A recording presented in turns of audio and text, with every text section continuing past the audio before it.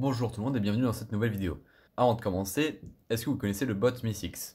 Évidemment vous connaissez le bot Mi6, c'est le bot bleu là dans tous les serveurs du monde. Eh bien Mi6 il a une fonctionnalité que nous on n'a pas encore vue dans ma série de tutoriels, c'est que Mi6 a un dashboard en ligne où on peut modifier un petit peu la configuration du bot en ligne sur un dashboard, sur une interface graphique.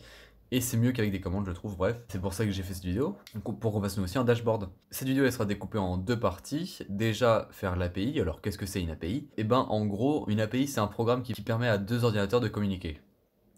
Donc on aura un ensemble de routes sur lequel un autre ordinateur pourra envoyer des requêtes HTTP.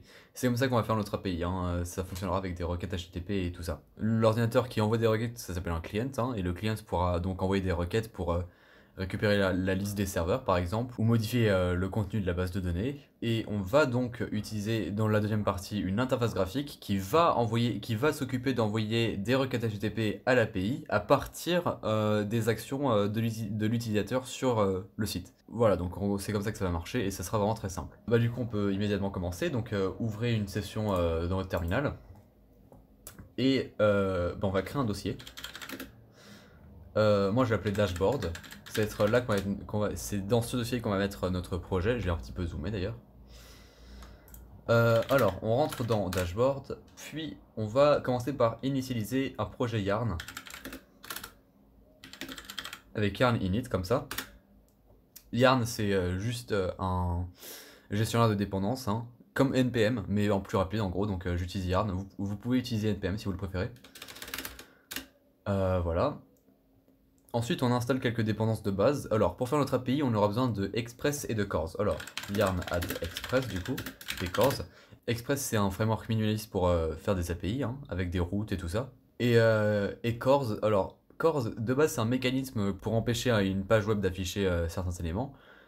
Mais à cause de ce mécanisme, eh ben, l'interface graphique, elle risquerait de bloquer l'API. Du coup, ben, on utilise Cors pour éviter ce problème. Et voilà. Ensuite, on installe Axios. Alors, Axios, c'est par exemple, quand on voudra récupérer la liste des serveurs d'un utilisateur, on va envoyer une requête HTTP à l'API de Discord, parce que Discord aussi a son API. C'est pour ça que quand vous envoyez un message, par exemple, et ben en fait, vous tapez votre message, vous appuyez sur Entrée, et en fait, Discord, enfin l'application Discord, elle va s'occuper d'envoyer une requête HTTP à l'API de Discord. Et bah c'est ça qu'on va faire nous aussi, c'est envoyer des requêtes HTTP à Discord pour récupérer par exemple la liste des serveurs ou ce genre de choses. Et on va aussi installer NodeMon.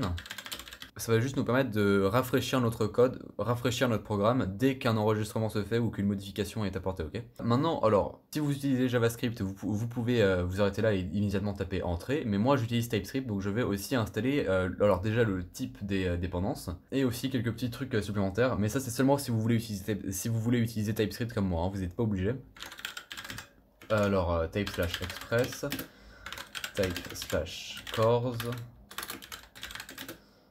type/axios, type/node et TypeScript. Voilà. Voilà, donc c'est installé maintenant. On va déjà créer le dossier source, et c'est là qu'on va mettre tout notre code, donc touch source/index.ts.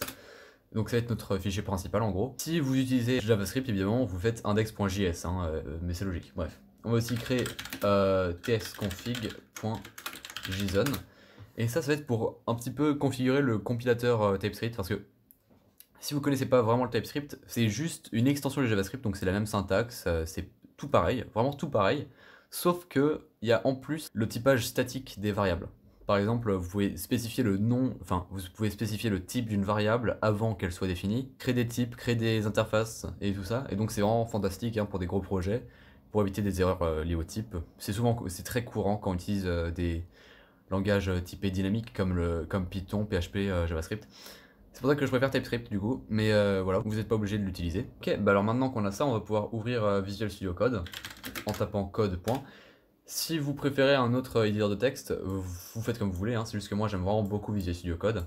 Donc on va commencer par configurer un peu tsconfig.json pour configurer un petit peu tout ce qui est compilateur et tout ça. Alors, on ouvre les accolades, on tape compiler options.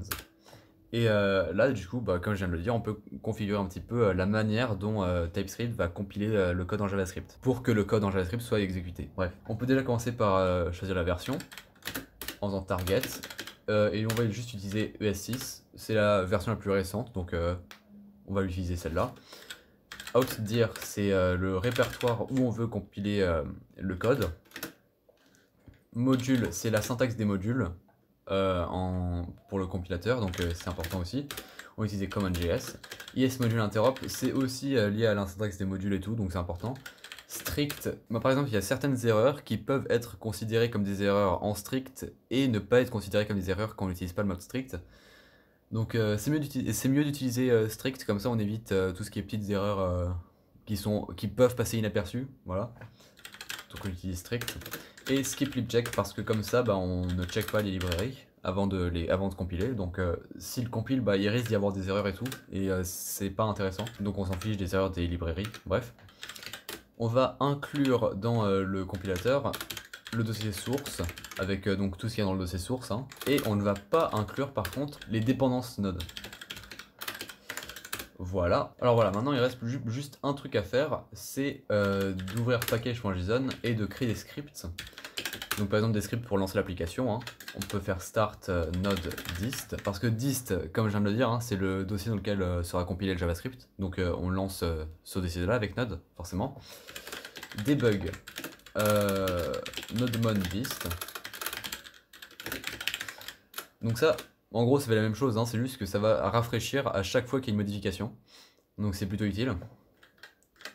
Et si vous utilisez TypeScript et vous voulez héberger votre truc sur Heroku, vous allez devoir mettre post-install tsc.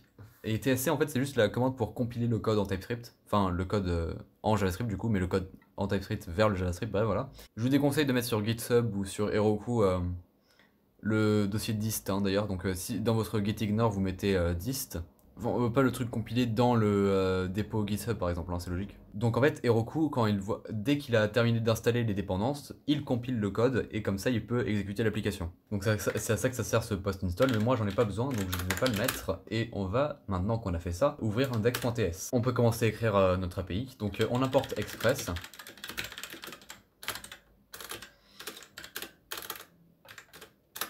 Et core.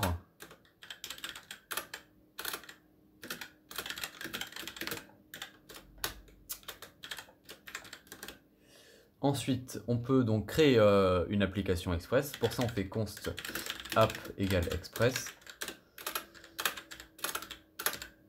App.use. Alors ça va être pour plus tard, parce que dans cette vidéo, on va pas utiliser ce genre de requêtes, mais on utilisera des requêtes post qui auront donc un core en JSON dans leur requête. Et du coup, on voudrait utiliser express.json. Parce que comme ça, il prend le corps de la requête et il le transforme en JSON lisible, ok? Parce que là, de base, comme ça, il n'est pas lisible le corps en JSON parce qu'il est encodé et tout. Donc ça, en fait, ça juste, ça décode le corps pour le lire en JSON et comme ça, bah, on peut y accéder. Ensuite, app.useCore, donc ça, c'est comme je l'ai expliqué, hein, c'est pour éviter que ça bloque la page, c'est plutôt utile. Et maintenant qu'on a ça, on a juste à ouvrir l'application. Donc pour ça on fait const. Déjà on essaie de déterminer le port. Donc const port égale process.ing.port. Ça c'est parce que si vous hébergez votre application sur Heroku ou sur Firebase ou voilà, il y aura une variable d'environnement port qui vous sera imposée ou que vous devrez utiliser donc pour votre application. Mais nous on est en développement, on n'est pas en production, donc cette variable n'existera pas. Et si c'est le cas, si ça n'existe pas, eh ben on utilise le port 5000. Vous utilisez celui que vous voulez, hein. Vous pouvez utiliser 8080. Les plus populaires c'est 8080, 3000 et 5000, mais ça c'est des petites conventions, hein. Moi personnellement je préfère 5000. Et ensuite donc ben, on ouvre l'application en faisant app.listen port, on détermine le port, et on écrit dans la console que que le serveur est ouvert sur le port, et là on met port. Voilà. Maintenant on peut sauvegarder. Et on a donc un API qui marche. Alors, on va descendre directement en bas et ouvrir des petites fenêtres de terminal.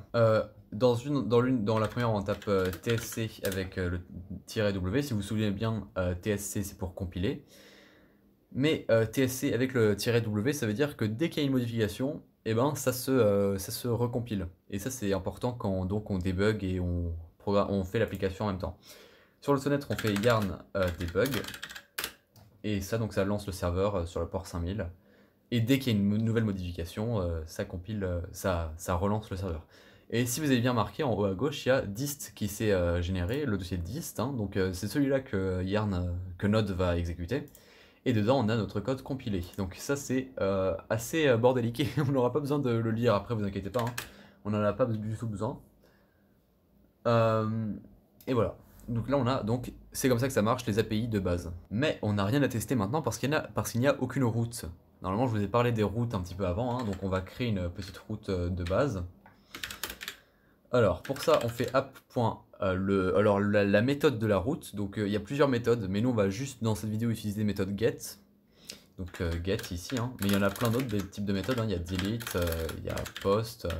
Non, nous, on va juste utiliser get. Ensuite, le chemin de la route. Donc ça, en fait, c'est après le nom de domaine et tout ça. Donc le nom de domaine, c'est http://localhost 2.5000, hein. Et la route, ça sera le chemin de la route pour accéder à la route, donc après le nom de domaine. Donc là, on peut faire /salut. Et pour accéder à cette route, du coup, il faudra aller à l'adresse http://localhost2.5000/salut. Voilà. Nous, on va juste mettre ça pour l'instant. Ensuite, on va mettre une fonction avec les paramètres rec et rs. Et voilà. Donc rec, c'est l'objet de la requête. Donc dans l'objet de la requête, on pourra accéder à plusieurs valeurs, comme les headers de la requête. Et là-dedans, on a aussi on a par exemple l'autorisation, enfin le token d'autorisation, tout ça. On va l'utiliser plus tard, donc c'est important. Et en fait, c'est toutes les informations qu'on peut lire dans la requête. C'est ça l'objet de requête de base. On n'est pas obligé de l'utiliser, par contre. Et res, bah, c'est l'objet qu'on va envoyer en réponse. Donc on peut faire res.statut 200. Le code de statut 200, si vous voulez, je vous montre la liste des statuts HTTP, donc je vais ouvrir Chrome immédiatement. On va HTTP statut code. Et là, vous avez sur Wikipédia la liste des codes de statut HTTP. Et là, on peut voir que 200, c'est dire OK, succès, tout s'est bien passé. J'ai zoomé un petit peu. 200, c'est dire OK, voilà, tout s'est bien passé. Et voilà, bah, on peut continuer maintenant. Voilà, donc maintenant qu'on a mis le statut, on peut mettre un corps à la réponse en faisant .json. Et là, on peut mettre un objet JSON, message de point, salut, tout va bien. On va mettre ça par exemple. Si on sauvegarde, vous pouvez constater que le serveur se relance. Et comment on fait pour tester ça maintenant? Ben, vu que c'est une méthode get, on va pouvoir directement aller normalement sur le navigateur et aller à http://localhost 2.5000. Et là, on a bien message salut, tout va bien. Mais plus tard, plus tard dans la vidéo, on va utiliser des tokens d'autorisation pour tout ce qui est envoyer des requêtes à Discord, à l'API de Discord. Donc, on va utiliser un outil qui s'appelle Postman. Voilà, donc là, on a un outil qui s'appelle donc Postman, hein, comme je viens de le dire.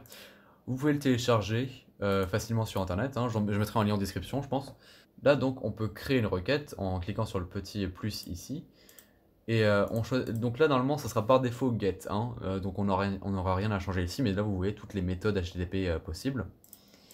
On peut mettre http://localhost 2.5000, et si on l'envoie en cliquant sur send, on a bien en réponse salut, tout va bien. Et c'est bien mieux pour tester l'API que le navigateur directement, hein, forcément. Donc voilà, c'est comme ça qu'on va tester notre API à partir de maintenant. Maintenant, bah, on n'a plus besoin de cette route, forcément, donc on va la supprimer. Et on va donc... alors, comment on va s'organiser?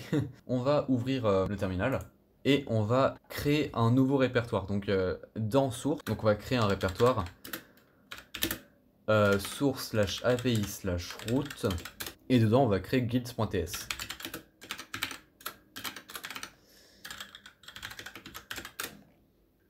Voilà, dedans on va créer plein de routes qui seront liées au serveur, donc pour obtenir les serveurs, pour les modifier, tout ça, ça va être là-dedans. Et donc dedans on va mettre un groupe de routes. Donc comment on peut créer un groupe de routes, et comment on peut y accéder depuis index.ts. Et ben c'est très simple, on va utiliser une fonctionnalité de Express qui s'appelle les routeurs. Donc on importe routeur depuis Express, on va créer un routeur et on l'exporte. Voilà. Et maintenant, depuis ce routeur, eh ben, on peut faire pareil qu'avec Express, hein, on peut faire router.get slash et le même callback, ok? Et bah du coup, bah, c'est ça qu'on va faire immédiatement. Parce que la première route qu'on va faire ici, c'est pour récupérer tous les serveurs de l'utilisateur. Et c'est comme ça qu'on va faire ça donc. Bah, pour faire ça, on va utiliser Axios aussi. Donc on importe Axios un peu plus haut. Aussi, un truc que j'ai pas fait mais que je devrais faire, c'est rendre ça async. Comme ça, on pourra utiliser des await et ça sera beaucoup mieux.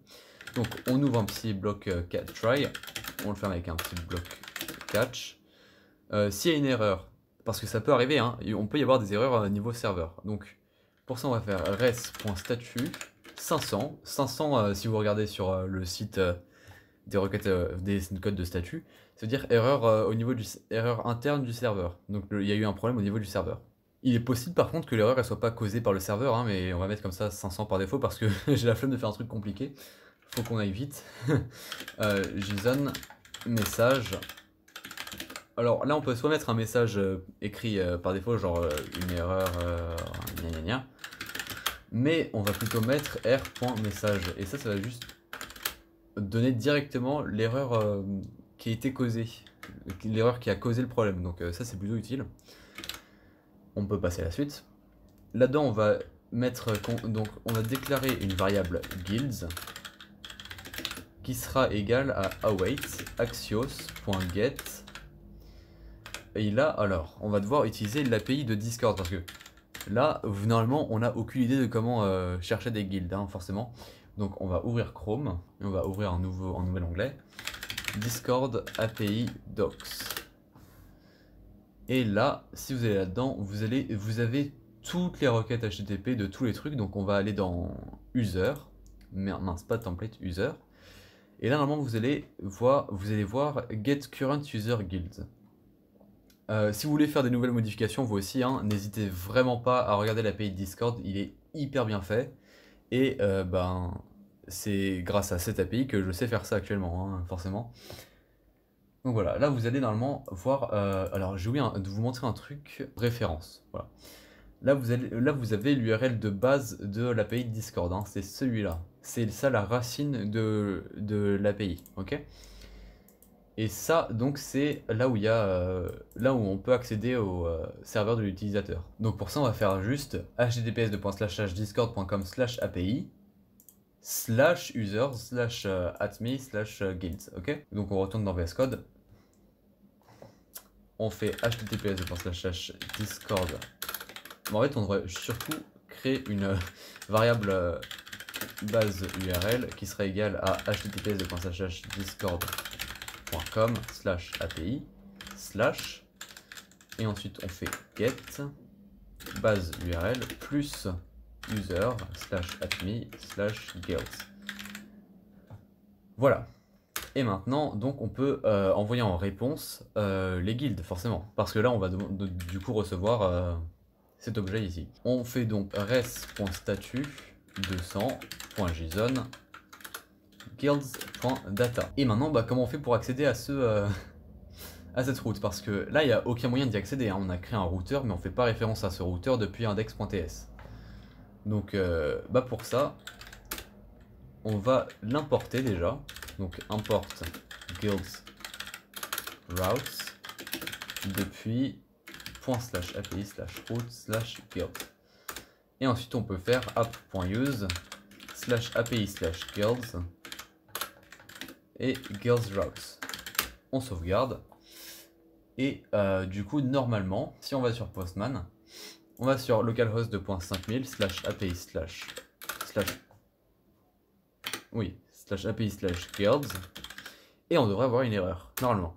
Ouais, on a une erreur qui dit la requête a échoué avec un code de statut 401. Et pourquoi? Déjà, on va alors, qu'est-ce que ça veut dire 401? Évidemment, on va sur le petit site, se dire non autorisé, il me semble. Alors, on va scroller un petit peu. Et on a bien, voilà, non autorisé. Donc ben, on a besoin d'une autorisation, évidemment, pour accéder au guild. Parce que là, si on regarde bien le code qu'on a écrit, on est censé chercher les guildes de l'utilisateur actuel, mais c'est qui l'utilisateur actuel, hein? Comment Discord il sait qui c'est l'utilisateur actuel? Et ben pour ça, on va devoir un petit peu s'intéresser à comment fonctionne l'API de Discord. Il fonctionne avec des tokens. Un token, qu'est-ce que c'est? Ben en fait, c'est juste une clé. Enfin, une clé, c'est une chaîne de caractères qui a l'air un peu aléatoire, qui permet à l'API de Discord de reconnaître qui est l'utilisateur. Quand vous vous connectez à Discord, ben en fait, Discord il va générer un token. Ensuite, ce token, et ben quand vous envoyez un message, l'application Discord envoie une requête HTTP à l'API de Discord en mettant dedans ce token. Et comme ça, l'API de Discord, en lisant ce token, il se dit ah bah oui, je le connais lui. Je l'ai identifié, il s'est identifié il y a 20 secondes, il a écrit son mot de passe et tout, bah je le connais. Et c'est comme ça qu'on utilise donc les tokens. Mais comment du coup on génère un token, nous? Et ben c'est très simple. On retourne dans Discord Developer Portal et on va dans Application. Ensuite vous prenez votre application à vous, hein. Moi par exemple je vais prendre Discord Dashboard. On va dans OAuth 2, on va ajouter un redirect, vous verrez pourquoi. Vous pouvez le mettre où vous voulez. On va le mettre par exemple à http://localhost 2.5000 et sauvegarder. Ensuite, on va mettre le redirect ici et on va choisir le scope guild pour récupérer les serveurs, logique. Ensuite, on va à cette URL, on remplace code par token ici, hein, c'est important. Ici, normalement, vous avez code, vous remplacez ça par token. Parce que nous, on veut récupérer un token et pas un code d'utilisation de machin, bref. Si on va à cette adresse, on voit ici ce truc qui se lance. Et il va aussi nous rediriger à localhost 2.5000. Si on autorise, on va bien ici savoir dans quel serveur tu es. Si on autorise, on est donc redirigé ici. Hein. On a supprimé la route, donc on a cannot get slash. Et on a aussi dans l'URL ici, hein, c'est pas juste localhost 2.5000. On a, mince. On a aussi le token avec. On a ici le token et la date d'expiration. Mais on va prendre le token. Bah du coup normalement on peut l'utiliser pour récupérer la liste des serveurs. Pour faire ça, alors comment on va faire? On va retourner ici. On va ajouter une virgule, on va ajouter headers, on va ajouter autorisation, et on va mettre bearer,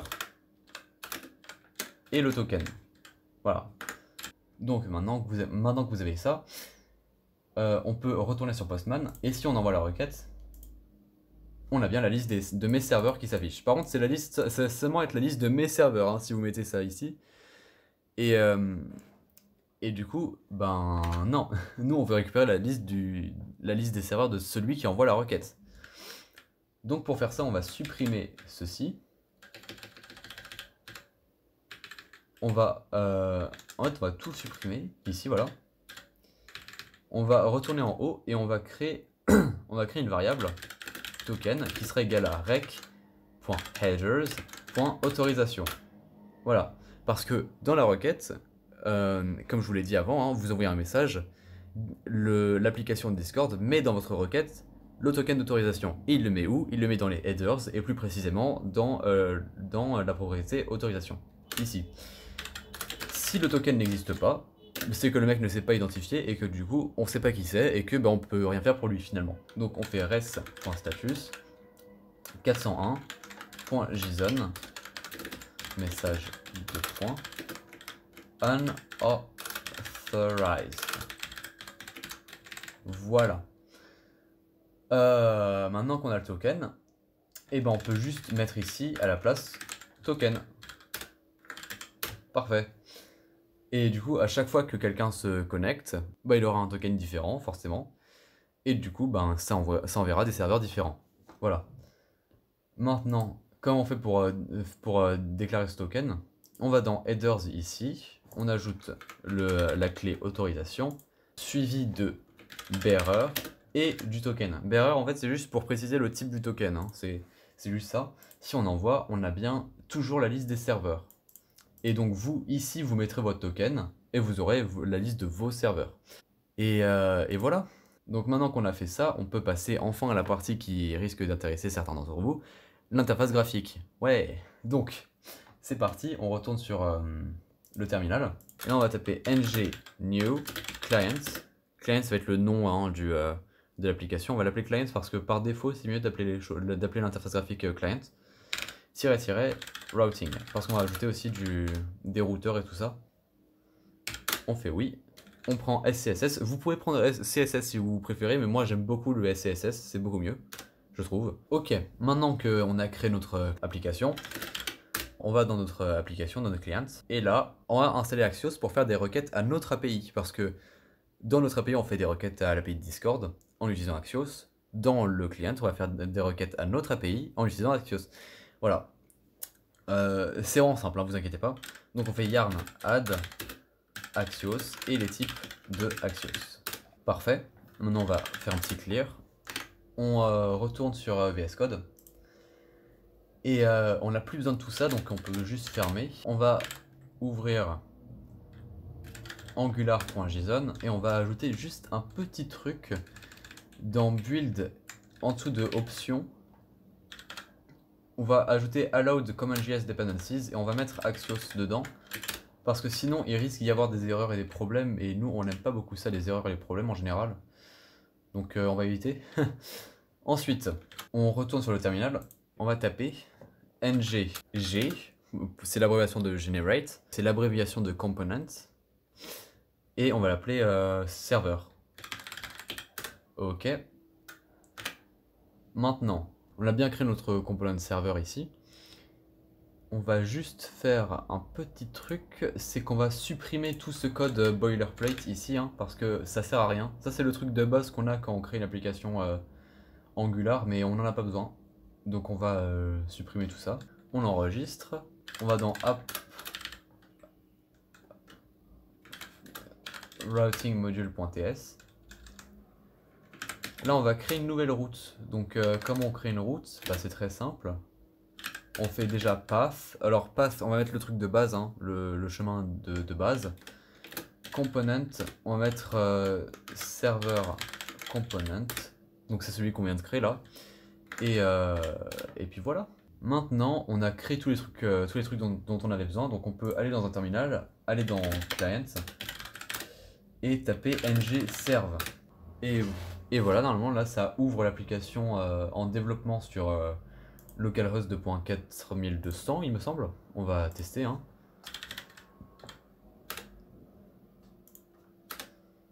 Ouais, on a bien non seulement le component server mais aussi l'application de base. Donc on va un petit peu configurer notre serveur, enfin notre liste de serveurs du coup. Déjà dans server.components.ts, on va essayer de récupérer le token dans l'URL, parce que comme vous l'avez vu avant, hein, il y avait un token dans l'URL. Enfin, il y avait le token qui était dans l'URL.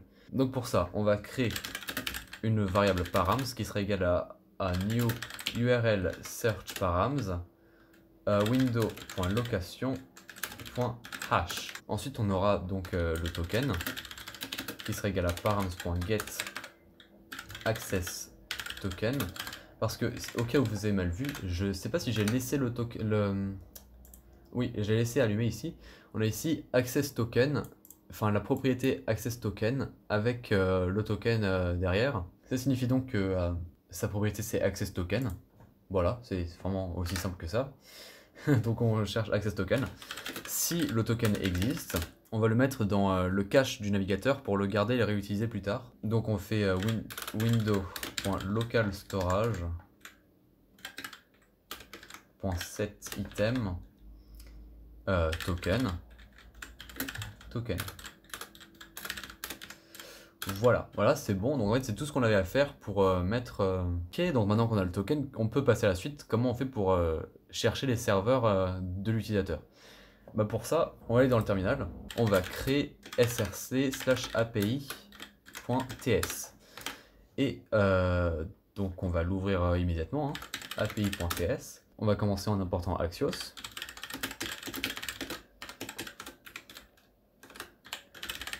On va exporter une classe qui va s'appeler API. Et dedans, on va pouvoir mettre des fonctions statiques pour pouvoir interagir avec l'API. Plutôt que d'utiliser Axios dans tous les components, dans chaque fichier pour faire des requêtes à l'API, on va utiliser la classe API qui va donc, en utilisant Axios, faire des requêtes à l'API. Voilà. Avant de faire quoi que ce soit, on va devoir générer le type des serveurs. Par exemple, je vais mettre ici un type juste pour voir. Hein. On va export interface iGuild id string name string icon string owner boolean permissions number features string array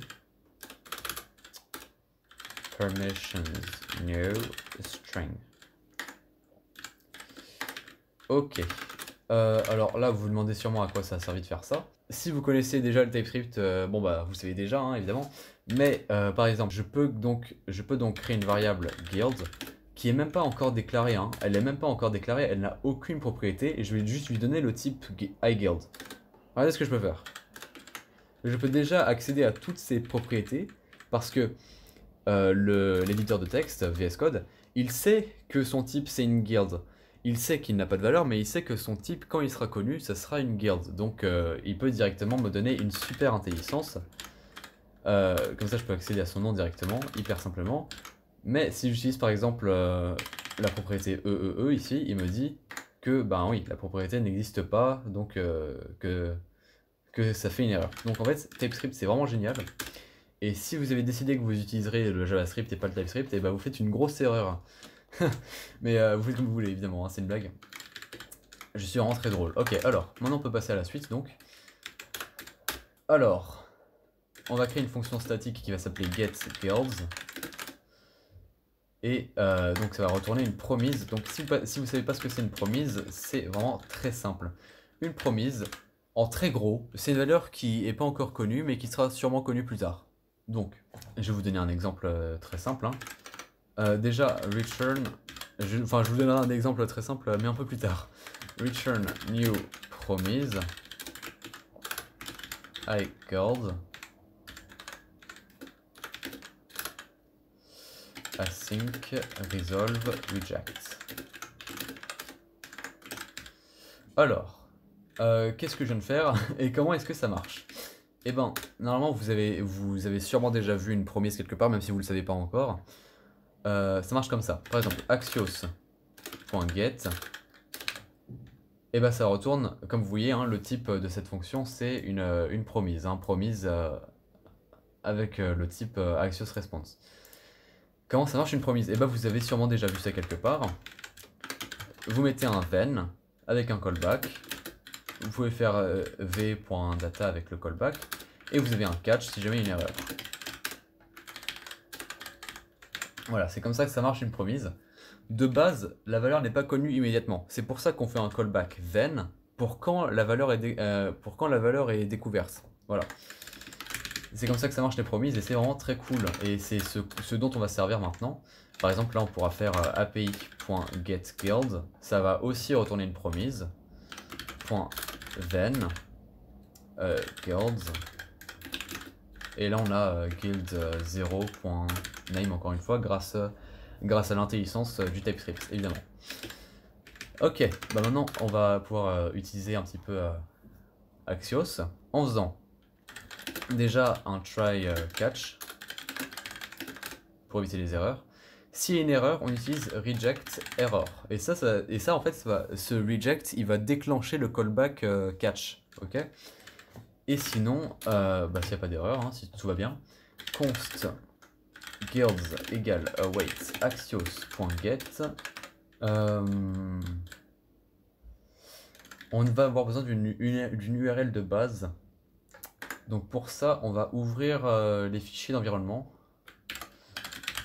Environment.ts API endpoint en développement, l'endpoint ça sera http localhost 2.5000/API. En production, alors vous si vous utilisez Heroku et tout ça, et ben vous mettrez l'endpoint, l'adresse de l'API en production, ça sera pas la même qu'en développement. Ça sera un truc du style API API endpoint, un truc du style https application cool.herokuapp.com/API. Ça sera probablement quelque chose comme ça. Mais nous, vu qu'on va pas se focaliser là-dessus dans cet épisode, on va utiliser localhost 2.5000/API. /API aussi. Ouais, ok. Alors, maintenant on peut faire environment.api endpoint plus, et là du coup on met guilds pour aller à l'adresse http://localhost 2.5000/API/guilds comme ici là. Ça aura le même résultat en fait, donc on pourra récupérer les guilds aussi.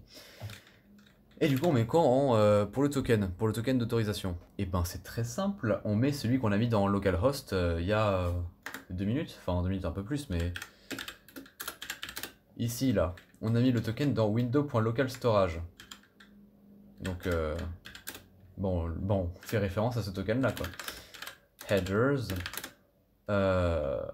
autorisation de points, bearer plus window.localstorage.getItem token. Voilà. Et ensuite, du coup, quand on a récupéré les guilds, on fait resolve guilds.data. Et ça va déclencher du coup le then. Voilà. Enfin, le callback then. Je sais pas si vous voyez de quoi je parle, donc je vais refaire l'exemple. api.getGuilds.then. Le callback ici du then, il sera appelé quand resolve ici, là, il sera appelé. Quand ce resolve ici, là, il est appelé, et ça déclenche ça. Parce que c'est comme ça que ça marche. C'est comme ça que les promises ça marche en fait. Voilà. Maintenant qu'on a fait notre API, on peut retourner ici. On peut faire... déjà, on va déclarer en haut guilds qui sera égal à une liste de guilds. Et qui sera vide aussi. Pour l'instant, c'est une liste vide, ok? Voilà. Ensuite, on peut faire api.getGuilds. GetGuild. Il n'y a pas de S. J'ai oublié le S. Bon génial, ok. On retourne dans l'API du coup. Parce que j'ai oublié le S, c'est génial. Bon, c'est pas trop grave, hein, évidemment. On retourne ici. API.get. Aïe aïe aïe, mais qu'est-ce qui se passe? API.getGuilds. .then. Donc quand resolve est déclenché, donc quand on a les guilds, then guilds. Non. Aïe aïe aïe. Then guilds. This.guilds égale guilds. Voilà. Et si jamais il y a une erreur quelconque, console.error r. Voilà. Et effectivement, comme vous pouvez le constater, on a une erreur. Et ça, pourquoi? Parce que dans local storage, application local storage ici, on n'a pas le token. Et c'est parce qu'on l'a pas trouvé ici. C'est logique. Donc on retourne dans l'API, enfin dans le truc de Discord là, on ajoute un callback, enfin un redirect http://localhost 2.4200. Et en fait, j'ai oublié un truc, mais c'est pas très très important, hein, mais vaut mieux l'avoir quand même. C'est window.location.replace/. C'est en fait une fois qu'on a trouvé le token dans l'URL, on le met dans l'application et on le supprime de l'URL parce qu'on vaut mieux qu'il soit pas dans l'URL quoi, sinon c'est un peu dangereux aussi surtout. Il y a quelqu'un qui arrive, qui voit le token, qui prend le photo et puis voilà. Il a accès à votre compte, donc c'est un peu dangereux. On le retire de l'URL en gros, tout simplement. Voilà. Donc maintenant on a ce redirect sur localhost 2.4200. On peut fermer ça maintenant, on n'en a plus besoin. Et on retourne ici, on remplace encore une fois code par token, on fait entrer. Et là on a encore ce truc qui nous redirige donc au bon endroit, enfin qui nous redirige sur notre interface graphique. On l'autorise. Et là, alors, il y a l'URL qui est apparu avec le token et tout, et qui a disparu directement après. Pourquoi? Parce que, évidemment, il l'a mis ici dans l'application, enfin dans le local storage, ici. Token et la valeur du token. Génial. Est-ce que dans la console on a encore une erreur? Oui. Et non. C'est bon, on n'a plus d'erreur, c'est réparé. Donc ça veut dire qu'il a bien fait la requête comme on lui a demandé de le faire. Donc bah maintenant on va aller dans le côté HTML du serveur, enfin de la page serveur. On va retirer serverworks. Voilà, donc on a retiré le serverworks et on va le remplacer par par un petit peu de code, enfin un petit peu de par les serveurs du coup, hein, forcément. Donc pour ça on va déjà faire une guild qui va encapsuler tout ça, puis une autre div pour chaque serveur du coup. On va faire une ng for let guild of guilds, hein. Puis dedans on met un h2, donc un sous-titre en gros, hein, avec dedans guilds. Non, guild.title peut-être. Non, .name, voilà, name. Et là vraiment on a l'intelligence incroyable, hein, du TypeScript.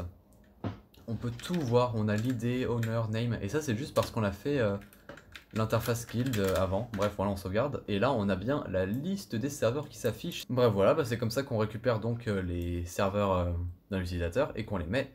Si vous n'avez pas compris un truc, si vous avez besoin d'aide, si vous avez nanana, eh ben n'hésitez pas à m'envoyer un message sur Discord, hein. Il y a mon serveur Discord qui sera en description. Et puis voilà. Du coup, au revoir, bonne journée, et j'espère que j'ai pu vous aider. Au revoir.